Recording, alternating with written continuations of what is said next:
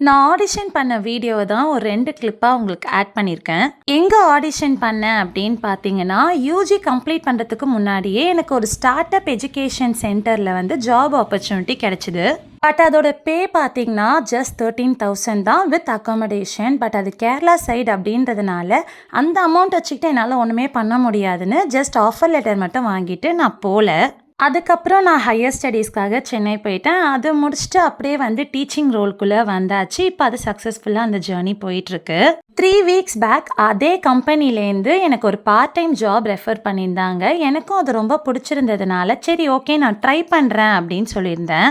நானும் வீடியோ எடுத்து சென்ட் பண்ணியிருந்தேன். டயலாக் டெலிவரி, பாடி லாங்குவேஜ்லாம் ரொம்பவே நல்லா இருக்கு. பட் ஆனால் லைட்டிங் இதை விட இன்னும் பெட்டராக இருந்தால் நல்லா இருக்குமா, கொஞ்சம் ட்ரை பண்ணுன்னு சொன்னாங்க. நான் இருக்கிற வீட்டில் லைட்டிங் எவ்வளோ பெரிய பிரச்சனையாக இருக்குன்றத அடுத்த ஷார்ட்ஸில் ஷேர் பண்ணுறேன். மறக்காமல் சேனலை சப்ஸ்கிரைப் பண்ணிக்கோங்க. பாய் பாய்.